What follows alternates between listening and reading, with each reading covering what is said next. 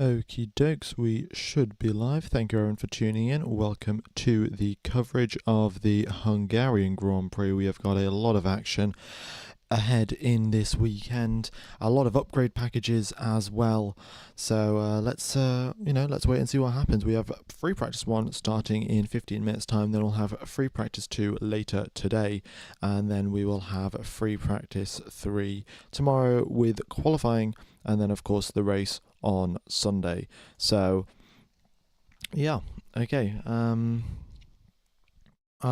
We've currently got a couple of upgrade packages to go through. So Red Bull have brought massive upgrade packages, the biggest upgrade package of the year for them.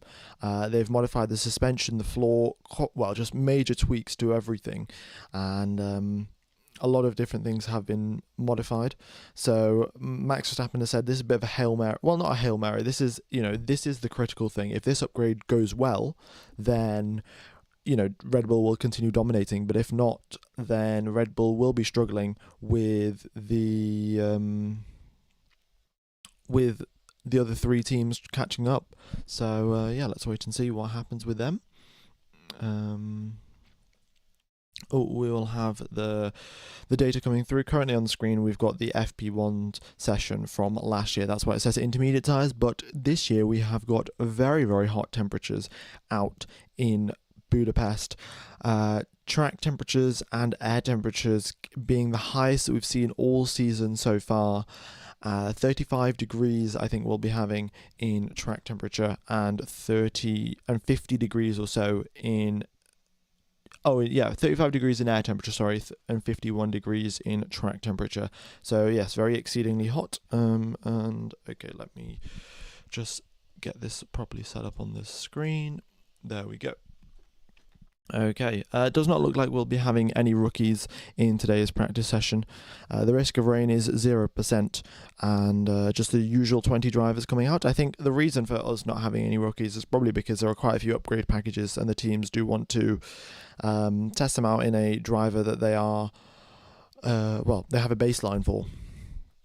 So, yeah.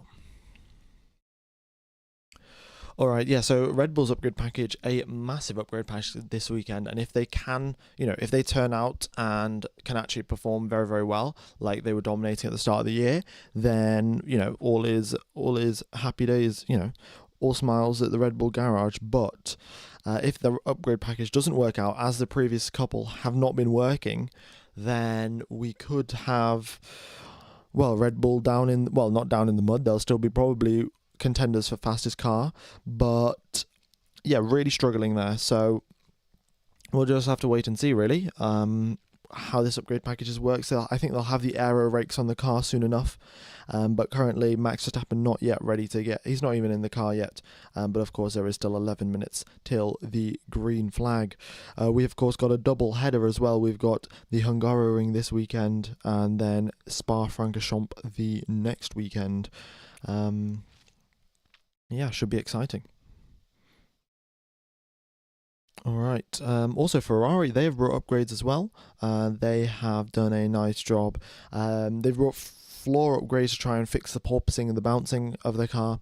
The other thing, the Hungaroring is of course a very low speed circuit, and low and medium speed corners basically dominate the track. I think turn 4 could be classified as a high speed corner, and maybe turn 11 as well. But apart from that, everything else is low or medium speed, and the Ferraris are absolutely brilliant at that. They of course won in Monaco as well due to their exceptional performance in the low speed and in the medium speed corners.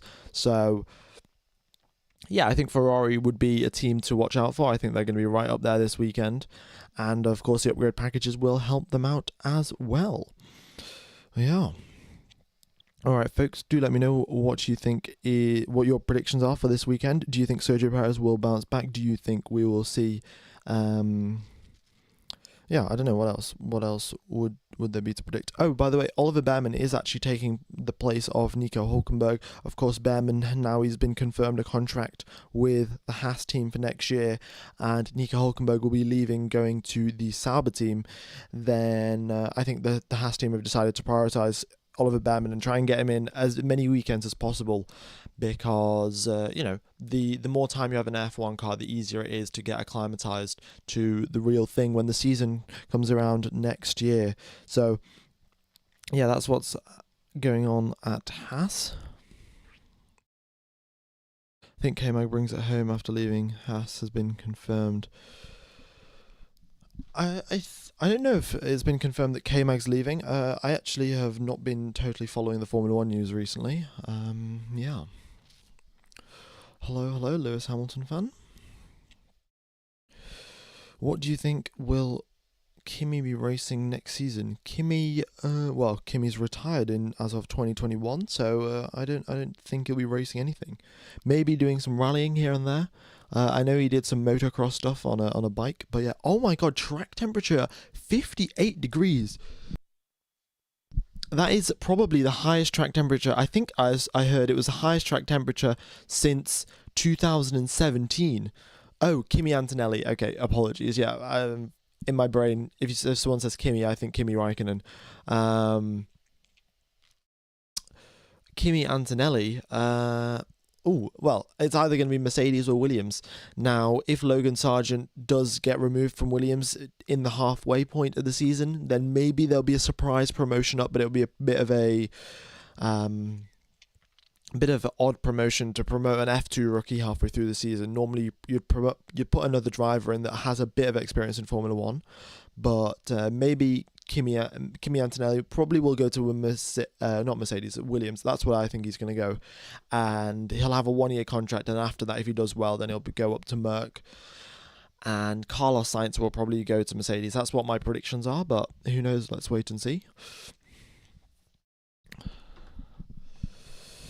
Does that mean we might see hards in FP1? Well, maybe. Oh wow, 59 degrees. It's just going up and up. It does not look like there's any clouds going to form in Budapest, and the sun is just baking the circuit. Approaching 60 degrees now.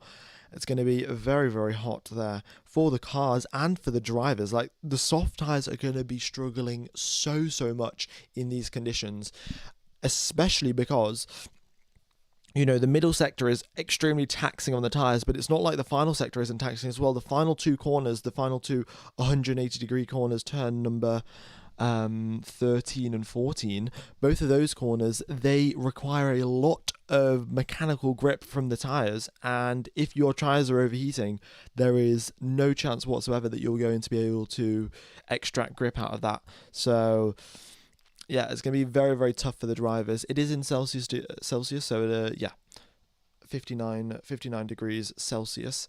Hello, Spectre. Nice to see you here.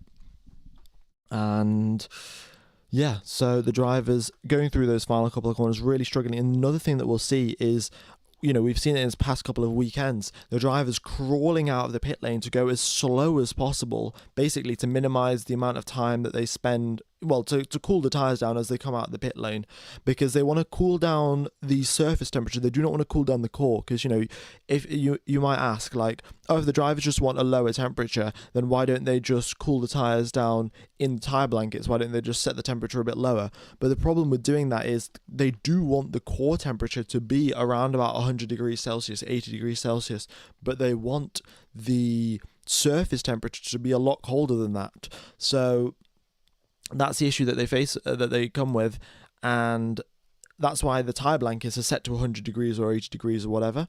And then when the drivers come out the pit lane, they start crawling around in the hopes of reducing surface temperature. FP1 is 1 hour. All of the practice sessions are 1 hour long. Even if there is a red flag, the timer keeps going down, and the drivers will not have the full hour to practice. They'll only have whatever's left after the red flag. K-Mag is leaving Haas, confirmed by... Okay, K-Mag is leaving Haas. Oh yes, I think that got... It's like rumours, but it's basically confirmed rumours or something. That it's the only thing that we're waiting for is Haas to officially announce it, I think. Yeah, I guess if K-Mag's leaving Haas as well, then not sure who else is going to join them. Of course, I'll have Oliver Behrman. Oh no, it's been announced that Magnussen's left. Yeah, I just haven't really been paying attention to the news, which is true. Yeah, it's on F1 Twitter. There we go. Yeah, I'm just scrolling down the F1 news feed, and it's like, yeah, Kevin Magnussen no longer has a seat. He of course has got a lot of options, and so who knows? Who knows where he'll end up, or if he will stay in Formula One? It's hard to say. There's only 20 seats, of course, and a lot of young drivers looking to replace some of the older ones. So who knows what will happen? But of course, nothing confirmed for K-Mag as of next season. All right. What else have we got going on this weekend? McLaren. There is a lot of talk about McLaren just throwing away the Silverstone, a potential win at Silverstone. And I've got to be honest with you, with regards to the strategy they did for Oscar Piastri, it would have they definitely did have a chance for a win for Oscar Piastri. He lost 17 seconds after their pit stop strategy mess up. So, and he only finished 12 seconds behind Verstappen, 12 seconds behind Hamilton or something. So, yeah, Piastri could have won that race, and McLaren, they have made a couple of strategy blunders here and there. And I think as long as they keep on learning fast and make sure not to repeat the same mistakes again and again, it probably will be fine for them. They don't have to have like significant strategy changes or anything like that. Yeah. Track times coming down, is that the clouds coming in? Well, as of now, I've got the F1 intro playing, so I don't actually know about the clouds. But 59. It's gone from 59 degrees to 58. I don't think the clouds have really come out that much. Ferrari getting rid of the wrong driver. Well, yeah, it is. I don't know. I mean, Charles Leclerc isn't exactly a bad driver. I just think that getting rid of Carlos Sainz isn't the greatest idea. Of course, Charles is only 4 points ahead of Carlos in the standings. Both drivers are doing very, very well, and in fact, the two Ferrari drivers are actually the closest drivers in the paddock. If you compare teammates for the first 12 qualifying sessions this year, for the Ferrari duo are officially the closest teammates on the paddock. So essentially, yeah, Ferrari getting rid of a good driver to replace him with another good driver. So they're clearly not going with the philosophy of if it ain't broke, don't fix it. We have got the softest tyres in Pirelli's range this weekend, C5, C4, C3. I think with such high track temperatures, Pirelli should have opted, well, I don't know, they can't exactly forecast from 6 months out if it's going to be hot in Budapest or not, but I think extra hot tyre temperatures probably would have an extra step harder would have helped out the drivers. Yeah, okay, so we have got Fernando Alonso coming out into the pit lane, Sergio Perez also coming out into the pit lane. Sergio Perez has got a Aero rake on, and Fernando Alonso has also been informed over the radio to get ready for the limiter and get ready for the adjustments. So, essentially, I think Fernando Alonso, Aston Martin have also brought a lot of upgrades this weekend. They're hoping to get a lot closer to the top four. So the question remains is, well, I think they'll be having a couple of extra sensors, maybe an aero rake in this practice session to see if those upgrades have worked out. The Williams behind has also got a big aero rake. Yeah, quite a few aero rakes coming out in the first practice session, and we've got a lot of upgrades.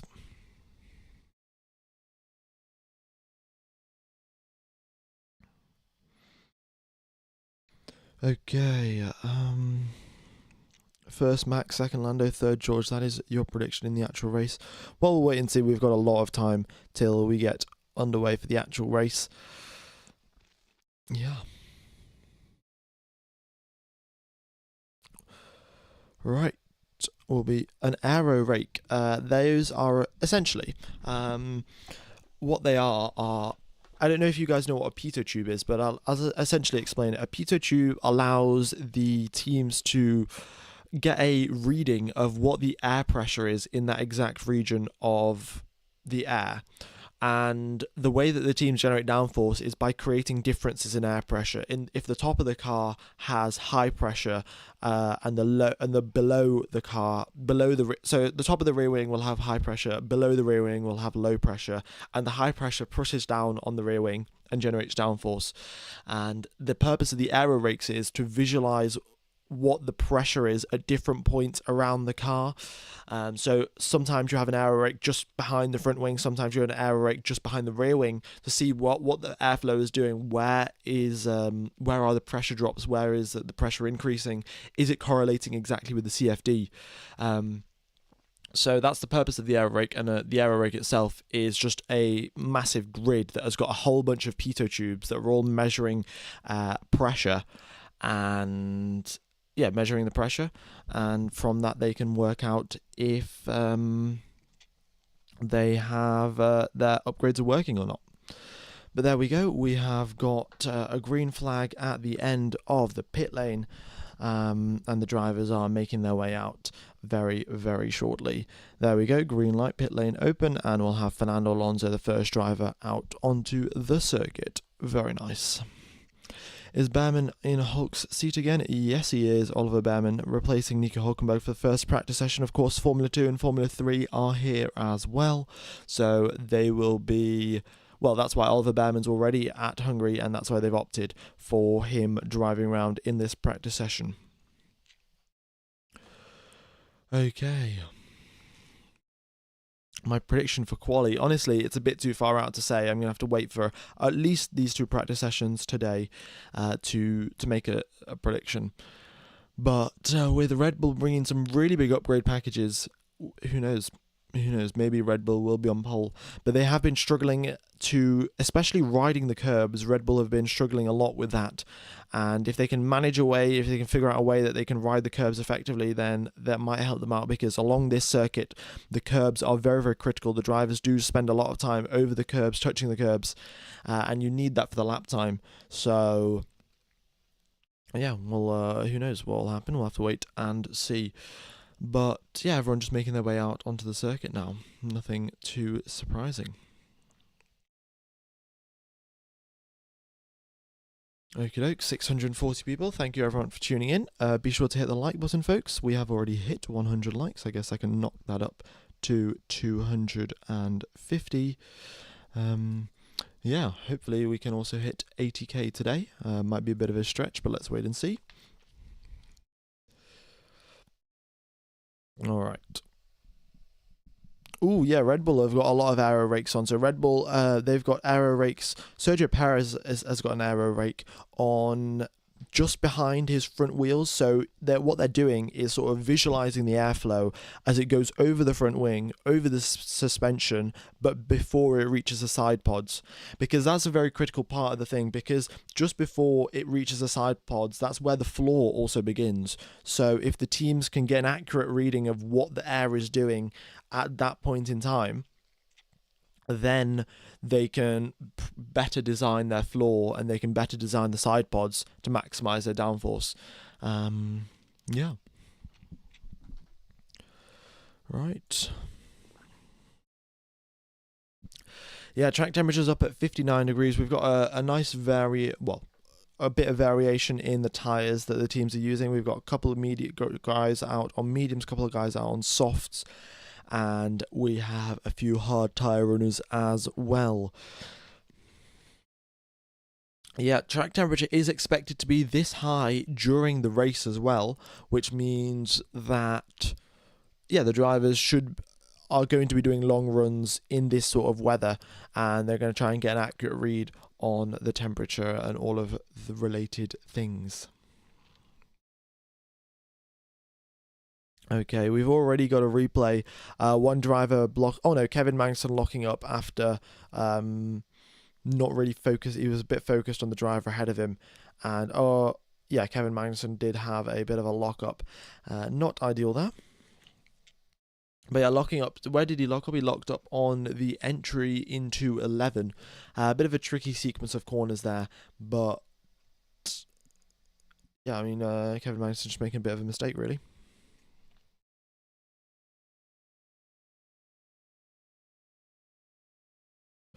Okay. Where's Oscar? Oscar is in the pit lane, and so is Alex Albon. Those two drivers are in the pits. Everyone else is. Oh no, Alonso, Perez, and Sargent have just come into the pits as well. But we've got a couple of other drivers doing some runs out here. Lewis Hamilton going over the curbs, losing the rear end a little bit as well as he goes through the middle sector. But yeah, the Mercedes car seems pretty planted, and as of late, the Mercedes have been getting quicker and quicker. They're understanding the car better and better, and we could see them in the fight for pole. Actually, it's too hard to say, really. I think we genuinely do have a 4-team fight for pole. The Red Bulls, the Ferraris, the Mercedes, and the McLarens. Last week, I wouldn't have counted the Ferraris. Ferraris were nowhere near the pace, but this week, given the nature of the circuit, very slow speed, and not a lot of high speed whatsoever, and Ferrari bringing upgrades as well, I think that is a great mix for Ferrari potentially being up in the points today. Oh, not the points, sorry, being up in the challenge for pole. Right.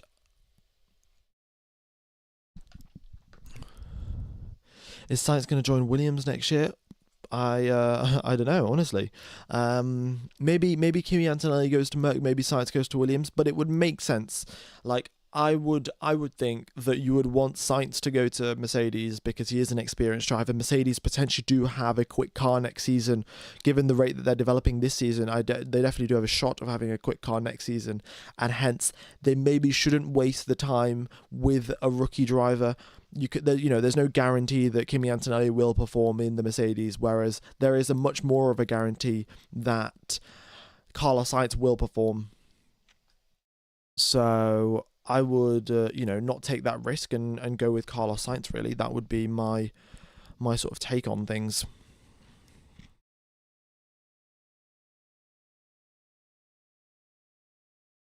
Do F1 cars have aircon? Unfortunately, no, they don't have aircon, but you can just open your visor while you're driving along at 200 miles an hour, and that would be a bit like aircon. But yeah, no, the drivers definitely do get very, very hot. We see the drivers lose a lot of temperature. Not lose a lot of temperature, lose a lot of water and body weight because of the fact that they sweat so much in these hot conditions. So, yeah.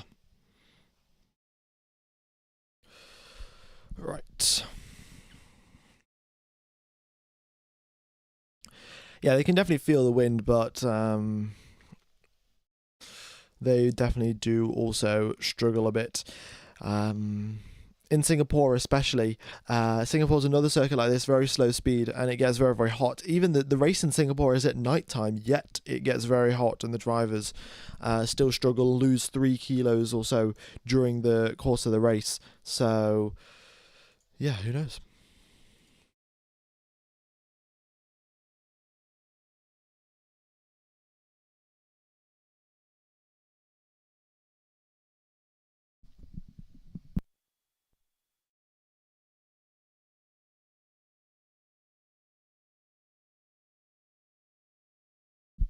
Right. What else have we got going on in the paddock? Not much really. Pierre Gasly sets a very nice lap there, putting himself up into 5th position. The teams have instantly gone to do long runs. Of course, this time now the race will be between now and FP2. So this is sort of just an acclimatization session, get the drivers used to the circuit, and then in FP2, the drivers will be pushing a bit harder. And yeah. K-Mag has come over the radio saying the brakes are not doing so well. We've also got one of the Racing Bulls, I don't know which one it is, but one of the Racing Bulls is out. I think it's Yuki Tsunoda, in fact it is, with some flow vis on the car. They're trying to visualize the flow as it passes over the front inboard section of the nose cone. And yeah, it's of course, I mean, I can say every single part of the Formula One car is critical. When you're operating at peak performance, every little tiny detail makes a difference. So yeah, the team's trying to get an accurate visualization of what the flow is doing around there. And that's what they normally do. They get an upgrade and then they do a flow viz, or if they think that there's issues in a certain area, they'll do flow viz and then they'll try and rectify it with an upgrade package. Yeah. Thoughts on the Red Bull Hungarian GP upgrade? Well, I'm going to say it's a very, very significant upgrade, and a lot of hope relies on it. The entire Red Bull team is really banking on the fact that this upgrade works well, and then they will remain the fastest car on the grid, and they will take that spot back from McLaren and Mercedes, who have had a couple of good weekends as of previously, and that's what Red Bull's plan is. And this upgrade package, what Verstappen said is this will shape the rest of the season. So if this upgrade package is great, then we could see Red Bull dominance for the next, 4, 5, 6 races before the other teams catch up. If it's not great and it's not that good, then we're going to have a great season, 12 races, as close as the previous 2 races have been. Austria has been a fantastic, Lando Norris and Max Verstappen battling away. Silverstone was great, so much action going on. George Russell's just stuck it on a fastest lap, going 0.6 quicker than Max Verstappen. Of course, this is practice, so I'm not going to focus too much on the times. But yeah, essentially, this upgrade package is the most critical thing Red Bull have done all season long. Lando Norris getting a bit of a rear sliding. In fact, he got rear sliding out of 2 corners, and this is the thing, a bit of a snowballing effect. As he went through turn number 12, his rear was sliding around, and then he went into turn number 13, and the car, he's not pushing too hard or anything, but because the rears slid through 12, they've already overheated. You go into 13, you're already lacking grip, and then you slide more, you overheat more, you lose more grip, you slide more, you overheat more, and it's just this vicious cycle that the drivers have to try not to get into, because it is extremely tough to get out of. Essentially, you have to do, if this was race conditions, you'd have to do an entire lap where you're not pushing as hard, and you've got to drive under the limit of the car to really cool the temperatures down before you can start attacking again, and that will lose you maybe a second and a half in race time if you split it over 3 laps or so. And yeah, the weather, it is going to be totally sunny for the entire weekend. No forecast of rain whatsoever. The temperatures are exceedingly high in Budapest. And as you can see, currently track temperature 56.9 degrees. It was earlier 59.6 degrees, but a bit of clouds have come out and the temperature has dropped a bit.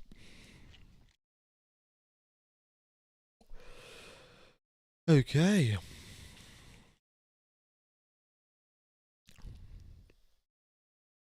Oliver Behrman is driving because he's going to be driving for Haas next season, and Nico Hülkenberg will not be driving for Haas next season. So they've basically just swapped the drivers around, giving Oliver Behrman a bit of time to practice in a Formula 1 car.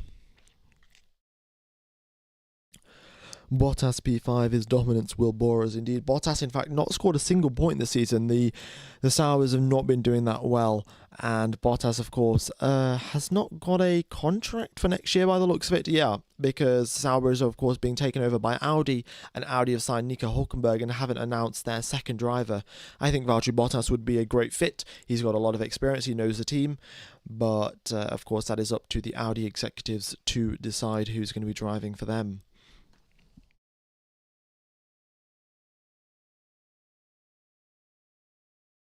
K-Mag is leaving Haas as well. Yeah, both Haas drivers will be leaving next year.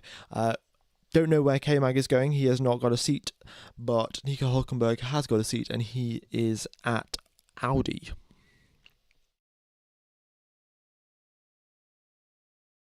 Okie dokes. Alright, I'm going to take you guys through a lap of this circuit. It is an exhilarating circuit, to be honest. So it's so narrow, and it's really a driver's circuit. The drivers have quite a big impact here.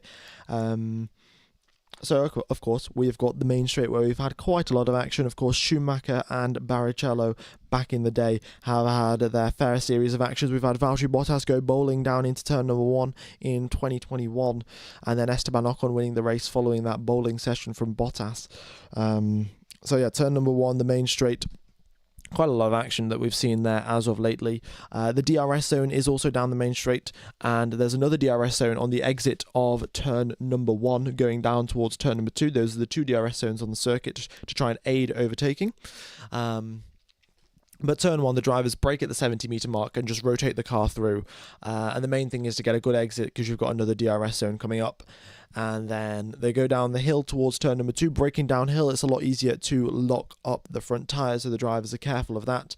And then they, of course, once again rotate the car. They've got to make sure that they get a good exit because they have got another bit of a straight coming up on the exit of turn number 4.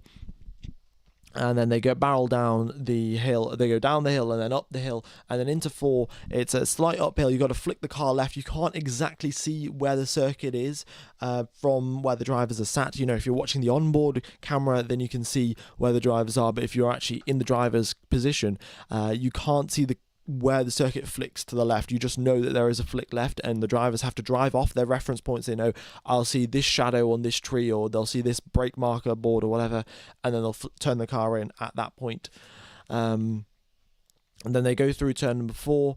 Turn number 5, very, very tricky. The curbs there, the curbs in the F1 games are very tricky. You touch the curb, you do a nice spin. Of course, that's not exactly realistic, but the drivers going through that corner, sometimes you actually see them take a bit of a wide line through turn number 5 because it's more important to actually carry the speed through that corner than to actually get a good exit, because there's only a very, very short straight before you get through into another chicane, and turn number 6 and 7 chicane. Very, very tricky. The curbs are quite big there, but you do have to take a bit of curb to maximize your lap time. So, yeah, the drivers, they some of them just carry the speed through 5, don't even hit the apex because you don't need to. And then through the exit of 7, you've got a sequence of corners, and you've got to have a very good rhythm for these sequence of corners. You mess up the first corner, and then the remaining corners will be messed up by default because you're just not in the correct position on the circuit, or you're a gear shift behind where you should be. And yeah, so the drivers really do have to be in a good rhythm, a good flow before they go into the middle sector, and then it's a left and then a right and then a left and then a right. And going through turn number 11, there will be track limits on the exit there. We see that quite often, drivers exceeding track limits, especially when they're pushing in qualifying. And then you go to turn number 12. The tyres are absolutely screaming at this point because you've just gone through the middle sector, 4 corners, left, right, left, right. The tyres are absolutely shot. But you go through 12, and you just try not to slide like Lando Norris was sliding earlier in the session. Then you turn number 13 and 14, both of them are 180-degree corners, and every part of the corner is important there because you spend a lot of time in the mid-corner as well. So you have to get a good mid-corner, a good amount of minimum speed through the corners, and also a good exit as well out turn number 14 because you have the main straight. We see a nice variation of lines here in turn number 14. I think in 2021, we saw George Russell take a couple of different lines in qualifying, and did very, very well with those different lines. So, yeah, we might see a bit of experimentation going through turn number 14 for the drivers, experimenting for the best line through that corner as they make their way to the checkered flag in qualifying. Right, what happened to the driver's radio? I'll give it a quick refresh, see what's happened. But oh yeah, it has just paused for a bit. All right, we'll give it a quick refresh and see if anything else comes through. But I think it might just be some issues with the software itself. Right.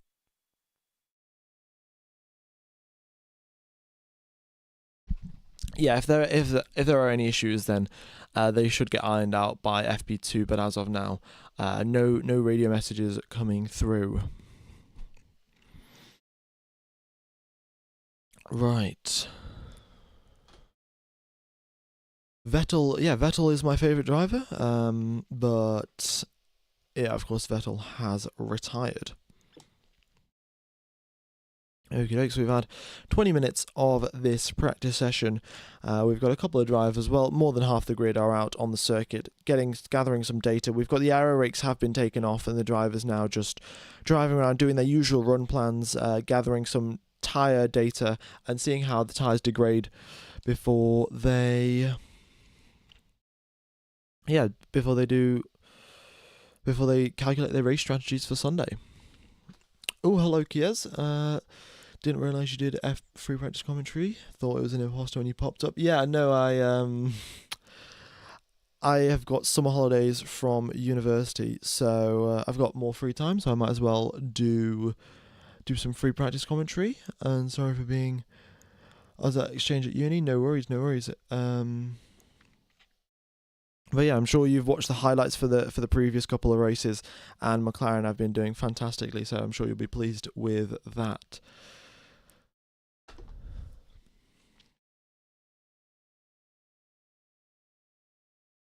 Okie dokes.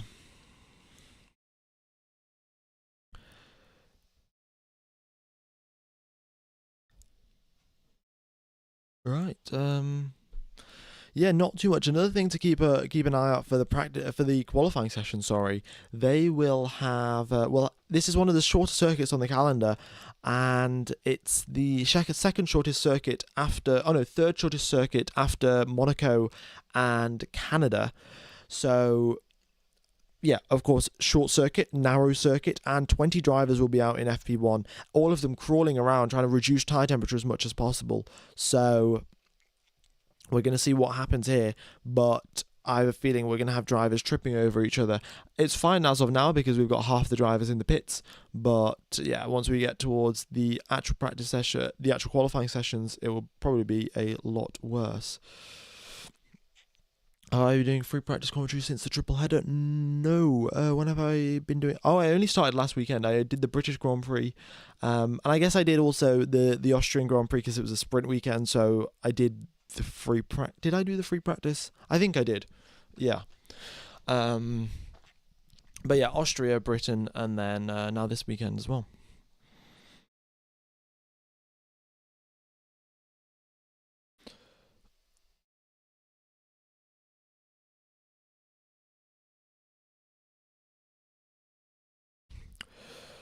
All right. Hard tyres are the most useful in which condition? In hot temperatures. Ooh, we've had one of the drivers go off the circuit, one of the Ferraris, go over a bit of the gravel.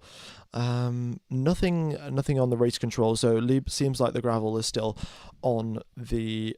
Well, it's off the circuit, not on the circuit, and not disrupting anyone. But yeah, one of the Ferraris running wide on the exit of 12. Yeah, the exit of 12, and the drivers running wide there, and it's getting a bit of gravel on their car. Can I sing a song? Unfortunately not. If you want to hear me sing a song, then I sung Super Max when he won the 2021 championship. I think the live stream's still up on my channel. I sang Super Max when he won. So if you wanna listen to me sing, then that's where you want to go.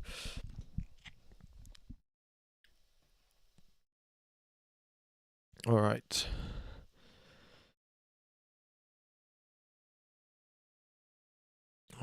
Yeah, not too much going on really. We've got a couple of drivers just doing their usual run plans, and yeah. Sonoda puts himself up into 6th position there on a set of medium tyres. He's done 10 laps on them, and they're still going strong, which is pretty good considering track temperature's up at 58 degrees. No wind, though, so the drivers not having to contend with gusts like there were in Silverstone. In Silverstone, the gusts were going up to 30-40 kilometres an hour, and it was, quite frankly, incredible that the drivers were able to deal with that. But yeah, the wind is very much stable here, and currently it says it's 8.2 kilometers, but on the screen it says 2.5. Two different sources telling us two different things, but yeah, not too much wind for the drivers to worry about. Did watch all the highlights.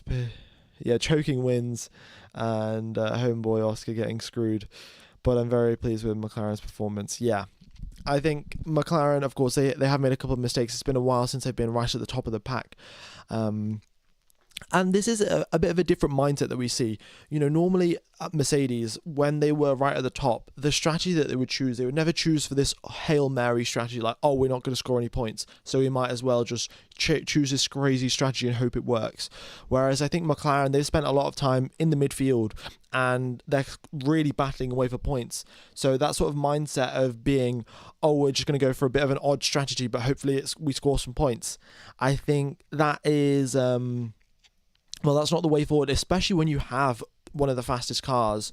Like McLaren in the Silverstone weekend, they were right up there with Mercedes. Sure, in qualifying, they didn't get on the front row, but they were not that far behind, and especially in race pace, they were right there. So McLaren will slowly but surely have that mentality shift and go for safe strategies because they can rely on the fact that their car is the fastest. Previously they didn't have the confidence, that they didn't know that their car would be the fastest, and hence they had to take an odd strategy to try and win the race. Whereas McLaren now, they know that they are potentially the fastest car, if not the fastest, and they'll be making their strategy decisions accordingly. Yeah. All right.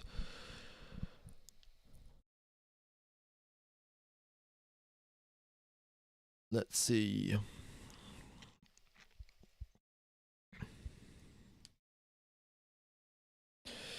It is an easy P1 for McLaren, but they mess up their strategy in that 4-second pit stop. Yeah, the thing was, the main thing that... honestly, I would have even considered what they did. What Mercedes did, they did a double stack, and George Russell, he got held up for about 3 seconds. He had to drive slowly through the pit lane to make sure he didn't get held up. But I didn't even consider doing that. Like, of course, I'm not an F1 strategist, so I probably wouldn't consider it anyway, but it's not something that is blindingly obvious, at least to me.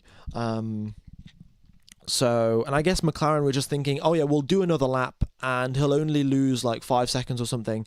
But at that point, the conditions had got significantly worse and he'd lost 17 seconds over the course of one lap. And and then the rest is history. And Piastri losing the race, well, he was 12 seconds behind the leader. There was no safety car or anything like that, but he lost 17 seconds in his pit stop strategy blunder. So, we can all dream now what would have happened to Oscar Piastri if they hadn't messed up the strategy. Very, very tough to say.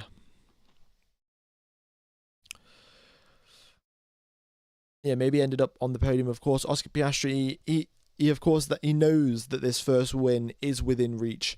He probably won't admit that the first win is within reach. He wants to stay humble, stay grounded, and within the fact that he's still got to put in work. The car's should do it all for him. Yeah. Adelaide represent. Yeah, this is the only good free F1 content. Well, do appreciate it indeed. Did Perez do a full push lap? Let's have a look. I don't know. He's done 6 laps on his softs, and it seems like he did just a slow lap now. So if he goes on a quick lap, he's probably going on a slow, quick, slow sort of like strategy, I guess. But yeah, essentially just driving around slow, quick, slow to try and see how many worthwhile tires can you get out of a set of soft tires. How many worthwhile hot laps, can you get out of a set of soft tires. Essentially, can you only do, because sometimes with track temperatures this high, look, it's gone back up to 59 degrees track temperature. With temperatures this high, they do have to, it's uncharted territory essentially for these soft tires, and the teams have to get a bit of a gauge. Can they do 1 hot lap? Can they do 2? Can they do 3? And what is the tire, like, what's the drop off? How much time do they lose per lap? And no, Perez looks like he's doing another slow lap. Maybe they're doing double cooldowns. That might be the way forward, given that, track temperature's so high, temperature isn't going to drop that quickly.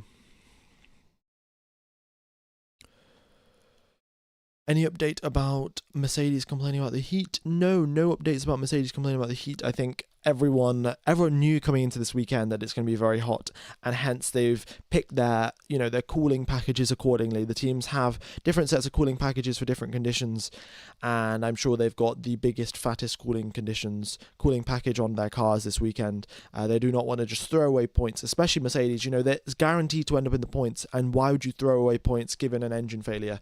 Of course, Russell had an engine issue. He had a coolant issue last weekend out, so they will of course try and rectify that as well.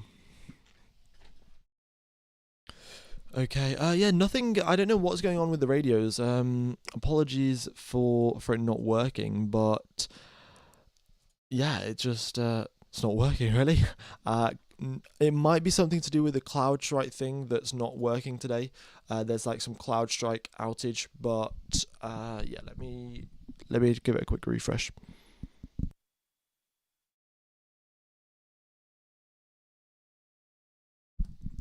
No, once again, nothing. In fact, you know what I'm going to do is... Okay, I shall give it a quick refresh this way. The screen's going to go blank for about 15 seconds, folks. And then we should maybe get some team radios coming through. But yeah, let's wait and see. If nothing works, I'm sure it'll be fixed for FP2. But unfortunately, nothing working right now, yeah. Ooh, look at that. Albon up into the top of 119.7 on the set of soft tyres. Pushing very, very nicely indeed. And yeah, it looks like the team radios is broken, folks. Apologies for that.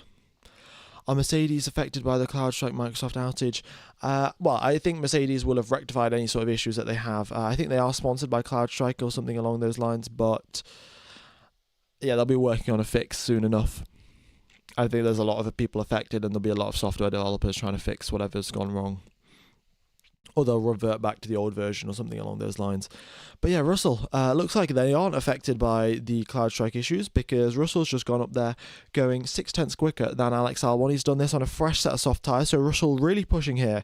And the Mercedes car looks very much stuck to the ground. And yeah, he puts himself up at the top of the pack. Brilliant job there. Also, yes, the FIA did inspect the Mercedes.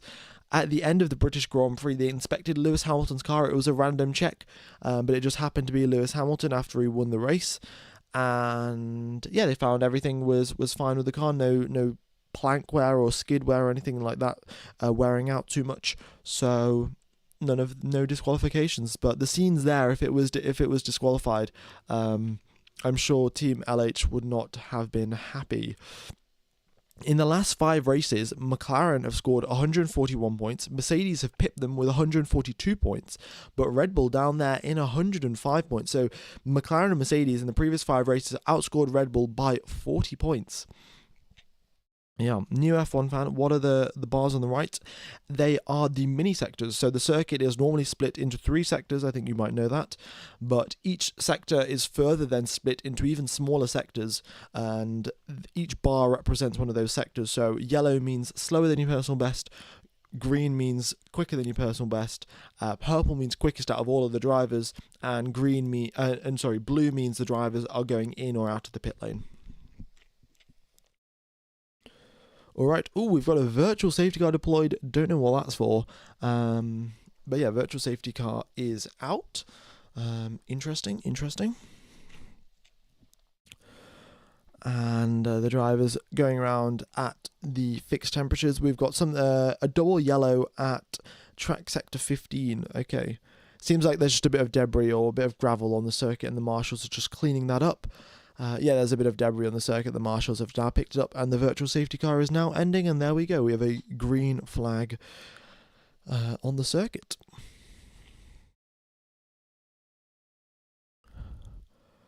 That's that. Thank you very much, sir, says Sophia. No worries. Any possibility of rain this weekend? Unfortunately, no. It is quite possibly the hottest weekend. Well, it is in fact the hottest weekend this season so far, and no chance of rain whatsoever. So yeah, I guess if you're looking out for rain, then this weekend is not the weekend for you. But we're still going to have the top 4 battling away like no tomorrow, and we should have some great action regardless.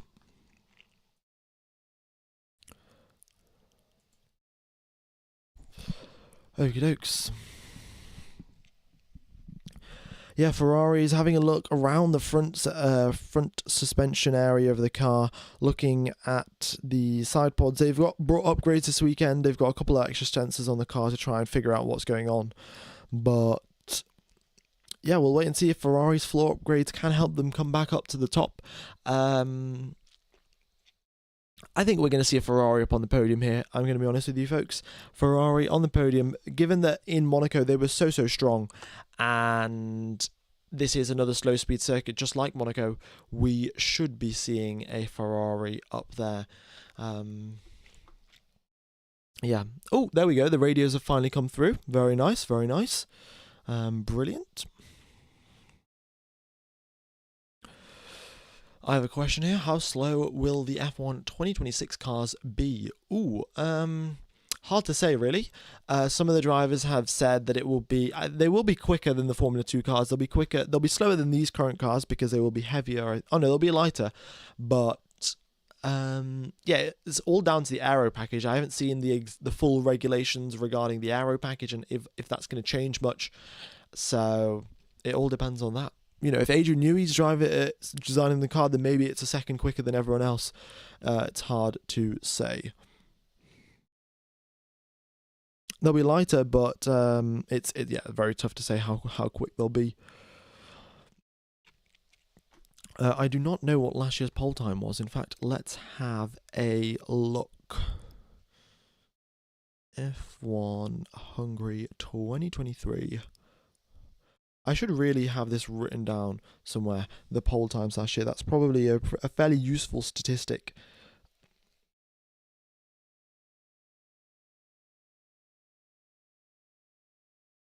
The pole time was a 1:16.6 by Lewis Hamilton, in fact, who got pole last year in the Hungarian Grand Prix.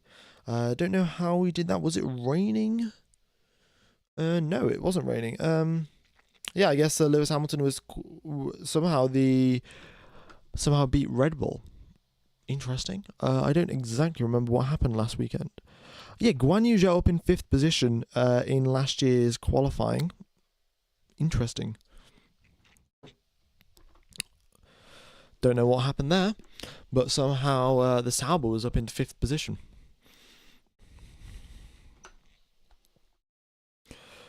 Okay. Why are they always in the pits? Well, they've got to make quite a few setup changes. The drivers are quite picky about the car, and rightfully so. You know, if their car is exactly to their liking, they'll do what Charles Leclerc has just done, put the car up at the top of the timing sheets. He goes a 10th quicker than George Russell. Purple in the first 2 sectors, slower than Russell in the final sector. Yeah.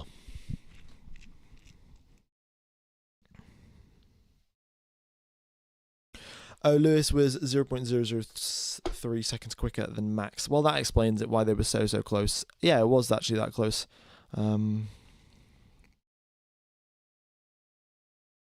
Interesting.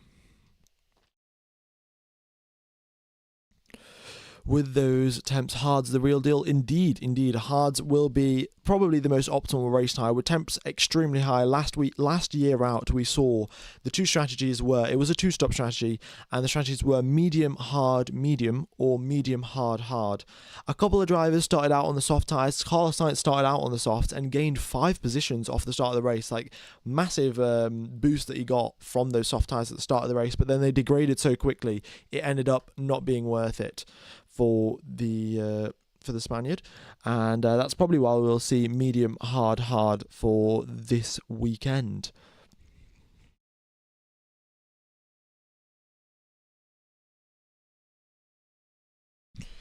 Who are you rooting for? Who are you rooting for this weekend? I'm gonna be rooting for the Aston Martins. Aston Martins. Well, you know, since Seb used to drive for Aston Martin are the team that I support. Yeah. Yeah. And well, I'm not that dedicated behind Aston Martin. Like, I'm not too bothered, but yeah, I tried to stay biased, unbiased as a commentator, not biased as a commentator. But yeah, from Aston Martin, I've got some upgrade packages, so we'll wait and see if they can get a bit closer to the top four. Carlos Sainz purple in the first sector, purple in the second sector. Here he comes out of turn number 13 and 14. Let's wait and see what he can do. His teammates currently up there in first position, a tenth quicker than George Russell. Carlos Sainz out of the final corner, opens the DRS. What can he do? He goes 3/10 quicker than Charles Leclerc. What a lap by Carlos Sainz. Great job there. Yeah, still, we're 2 seconds away. I'd like to clarify, 2 full seconds away from the pole time last year. Now, given track temperatures are so high, I don't think we're going to get anywhere near the pole time from last year. But regardless, we are in practice, and these times are not too much to read into. Do you think the top teams will do Q1s on the mediums tomorrow? I don't think they will, mainly for the fact that they don't have that many sets of medium tyres, and they do want to be saving them for the race, because they do want to start on a fresh set of mediums come the actual Grand Prix, and using one in Q1 probably will not be the optimal strategy. Let me know if you need modding assistance. I'm listening and doing an assignment at the same time. No worries. Yeah, in fact, I actually, all of you moderators, you've been doing a great job, and I've been trying to get a couple of sponsors this past couple of weeks or so. And if I do get a sponsor, I'll make sure to get a couple of freebies for you guys. I think, I don't know how much you guys care about a free NordVPN sponsorship, but I think I could probably get you guys a free 3 months or so. And given that you've moderated the channel for so long now, I think you definitely do deserve it. Fernando Alonso has been asked on the Fernando Alonso has been asked about the balance on the car, and he's just said, yeah, good luck. Very, very interesting. Maybe that's a mistake in the transcription, but that might be yeah, it's good. But Alonso might have also, knowing Fernando Alonso, he could also just say, yeah, good luck, because he's not having any sort of the car's just not very balanced. Very, very interesting. The blue bars means the drivers are coming in or out of the pit lane on the mini sectors and micro sectors.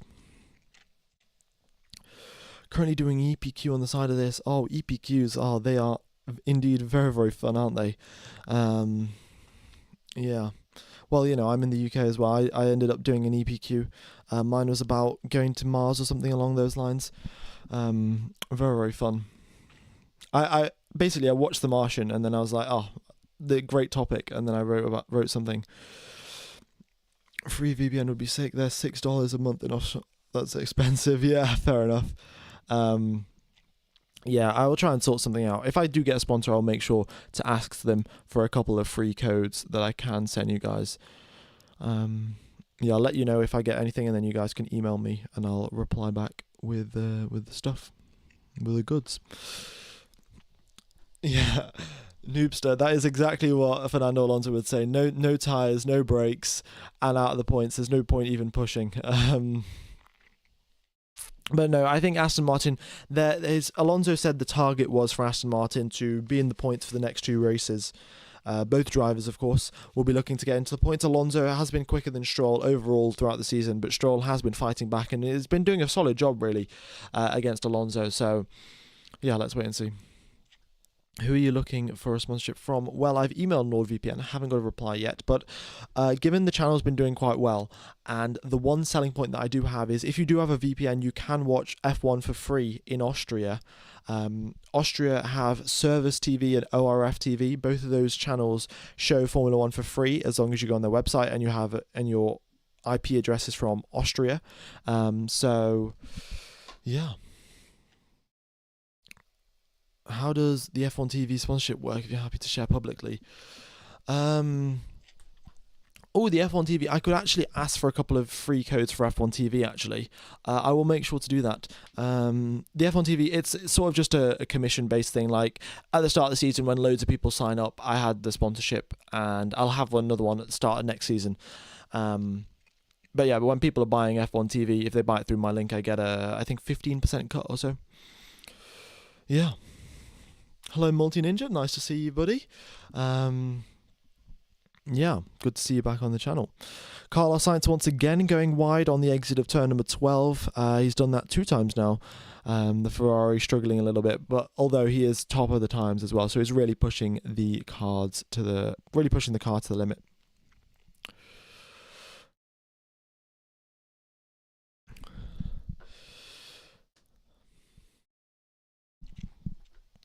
All right. Also, folks, if you are enjoying the live stream, be sure to hit the like button. If we could get to 500 likes, that'd be fantastic. We've got 16 minutes left of the practice session. And yeah, isn't Austrian F1 called Service TV? Indeed it is. Indeed it is.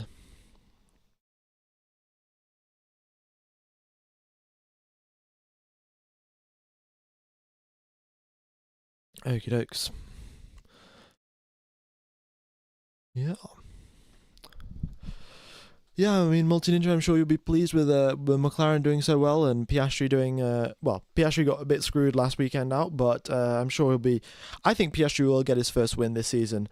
If Red Bull upgrades don't work this weekend out, they've got a very, very big upgrade package, and Red Bull have basically said, well, sorry, Verstappen has basically said that if this upgrade package works, then that'll set the tone for the remainder of the season. If it doesn't, it will also set the tone for the remainder of the season.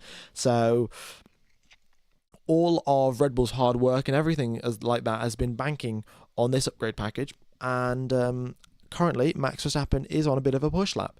He goes green in the first sector, green in the second sector, and I suspect they'll be trying to hide what they're doing here, put a bit of extra fuel in the car. That being said, Verstappen, second place, only he was basically neck and neck with Sainz going through the first and second sector, but lost a lot of time in the third sector, and that kind of does indicate overheating tyres and probably does indicate a bit of extra fuel in the car that's adding the extra load.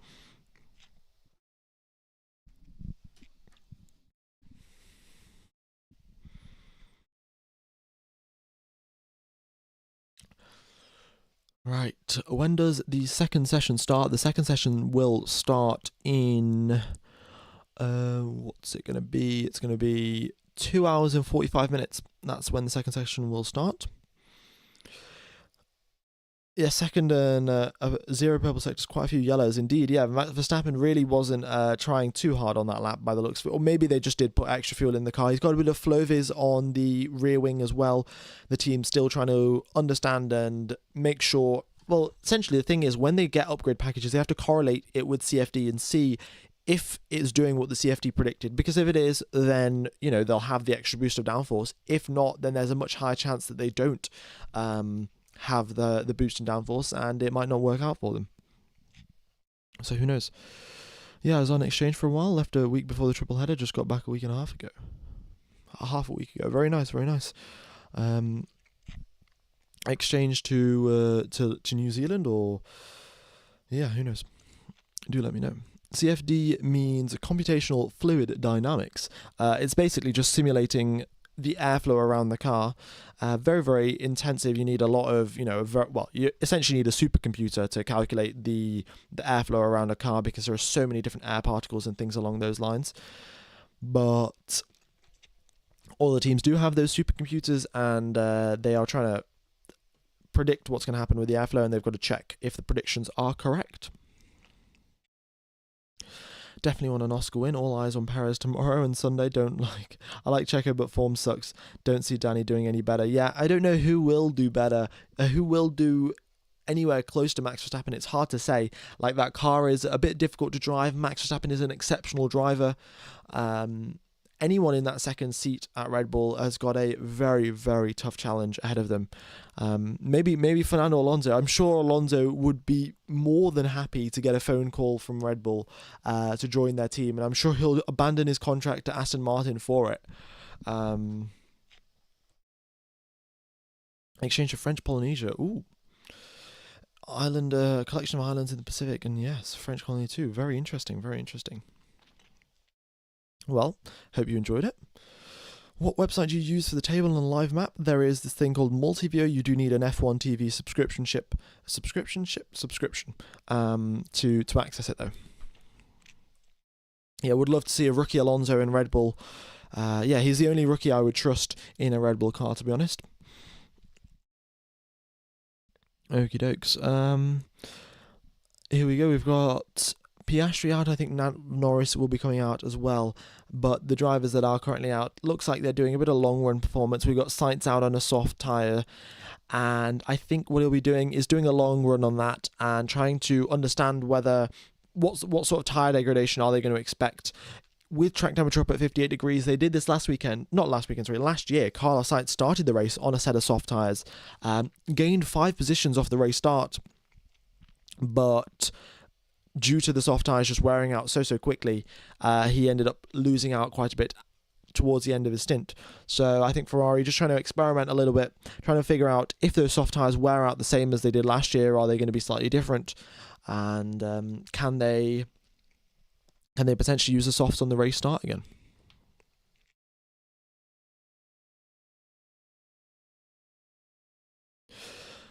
My best friend did an exchange in Canada. From her experience, you absolutely should do it if you can handle the weather. Very enriching, super laid back, very nice. Yeah, lots of opportunities to do fun things in university indeed.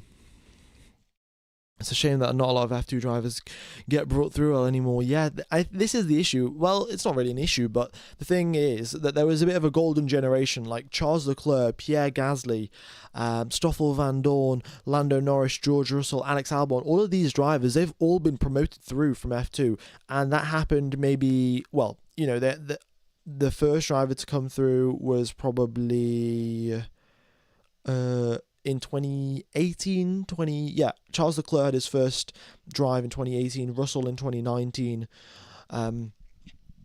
So there's been this generation drive in 2018, 2019, 2020. Like, we've had more and more rookies come through, but now there's only 20 seats and all of the slots have been taken up. Yeah. It's just how it goes, really. I'd love to see maybe 1 or 2 more teams in Formula 1, 24 cars on the grid. That would be fantastic. But yeah, who knows? Who knows if we will ever get that? If F1 will allow Andretti to join, I'm sure a lot of teams and people will be up for it. But Formula 1 has to allow it first.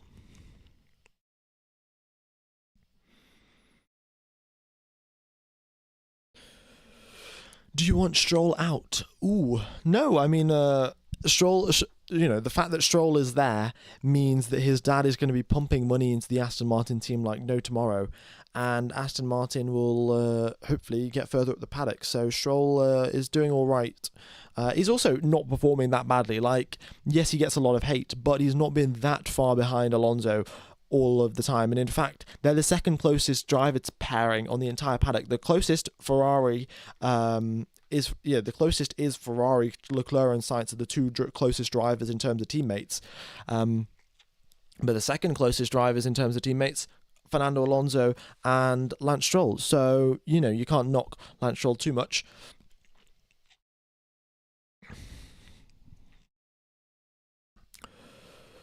Okay.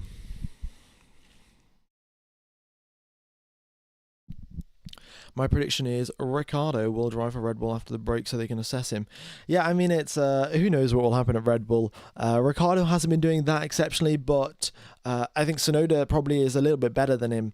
But the problem is that Tsunoda doesn't have all of the PR and the sponsors that Daniel Ricciardo has, and Daniel Ricciardo is also more well known in the team. That some of the mechanics already know him from earlier when he drove for them. So it's much easier for Daniel Ricciardo to get back into the team, not because he might be a better driver, but mainly because he was previously at the team. He's got connections and a whole bunch of other things that aren't directly related to on-track performance.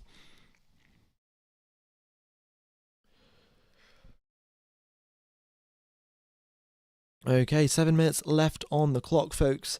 But yeah, currently Sainz up there in first position, Max Verstappen in second, Charles Leclerc in third, and Russell in fourth, and Guan Yu Zhou up in fifth, exactly like he was last year in qualifying. I don't know how he did that, but yeah, he managed to do that. Very nice.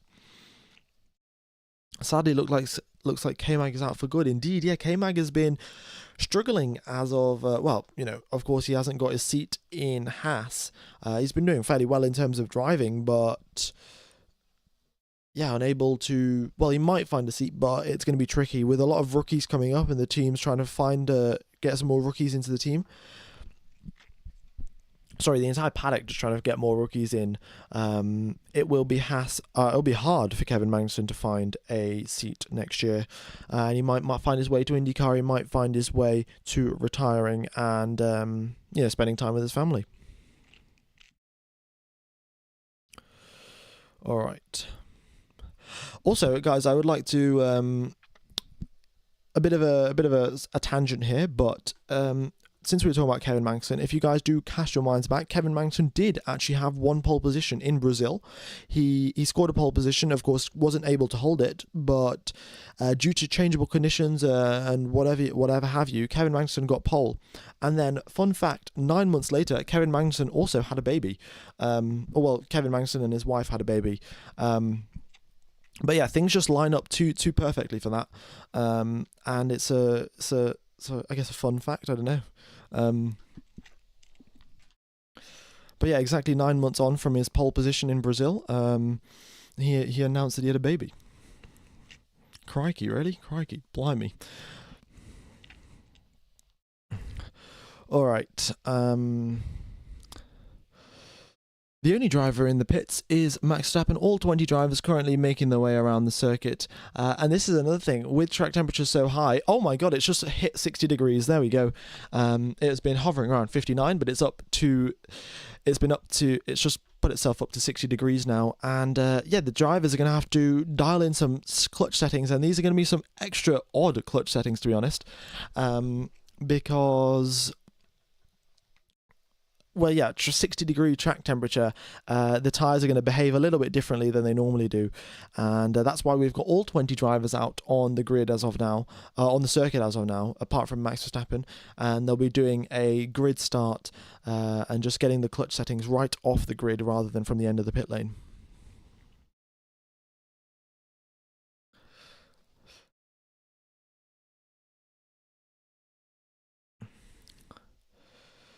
Alright, K-Mag will most probably not be getting a seat further in F1. There are so many youngsters and so many other drivers. Yeah. K-Mag, he's got loads of experience. He's a reliable midfield driver. He can deliver performances, and, whenever he has to play the team game, he'll play the team game. Sometimes he doesn't have the best PR moment. Sometimes he does get a bit aggressive, a bit of dirty driving here and there, but if you're looking for a solid driver, K-Mag is a solid driver, so... Yeah, unfortunate that he will not have... he might not have a seat. Nothing is confirmed as of now. But in terms of silly season and the amount of rumours that are going on of who's going to go where, it is so much speculation, it's hard to know what is real and what isn't. Do you think the Ferraris will do better this weekend? Indeed, I do. Ferraris, given the pairing of the Ferraris with slow speed corners and medium speed corners at this circuit, I think Ferraris will have a strong weekend out, given that they also have an upgrade package as well. Oh, if Ocon goes to Haas, the whole F1 fan base will be praying for Oliver Behrman. Yeah, who knows who's going to go to the second Haas seat. Of course, Ocon is out of the seat as well. He's no longer driving for Alpine. They've had their squabbles. Gasly and Ocon don't have the greatest of history. And after that crash that they had in Monaco against each other, it was announced the following weekend that Esteban Ocon will not be driving for them in 2025.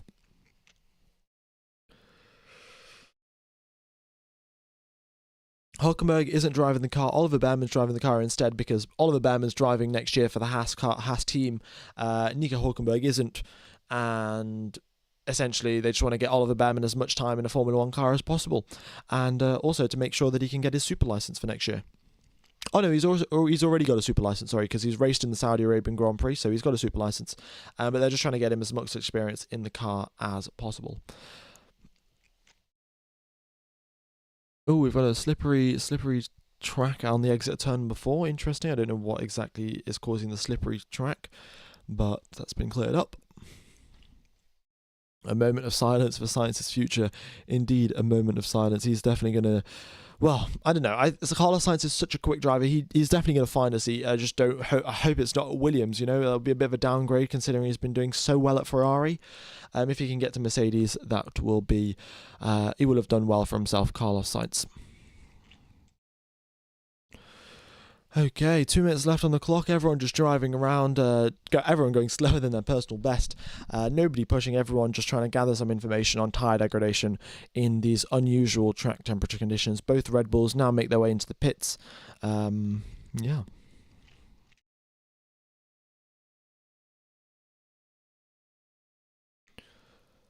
All right.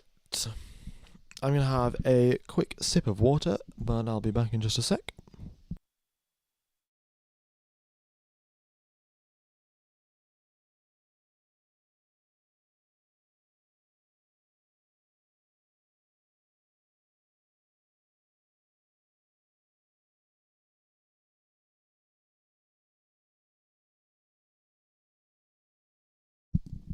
Would be funny if Sainz went to Merc, just a convoluted driver swap. Indeed, a convoluted driver swap that took about 8 months of rumours for it to be confirmed, probably. Yeah, Behrman showing he sucks. I don't know about that. Of course, Behrman down in 20th position, but also K-Mag is down in 20th position. Looks like Haas weren't trying to go for quick laps, and they probably opted to put a bit more fuel in the car before they did their runs today.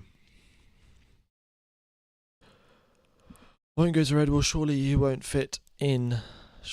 Surely not. You'll fit in at Merc. Yeah, probably. I don't know if he'll go back to Red Bull. It's a bit of a...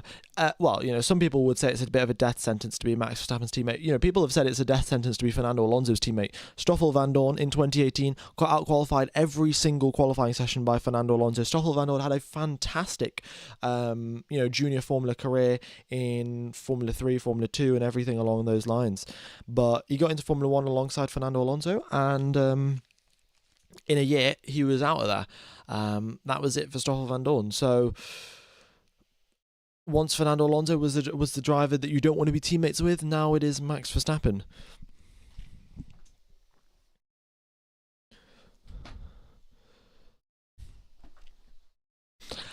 I mean, Behrman's only driving for FP1. Just like to clarify that, but. First driver to take the checkered flag is Charles Leclerc. They'll be making their way around and doing their final grid starts now. But that is it. That is free practice 1 over. I'm going to end the stream, folks. It will take you over to the FP2 session. FP2 is starting in 2.5 hours. My commentary will be starting in 2 hours 15. And there's not much else from me, really.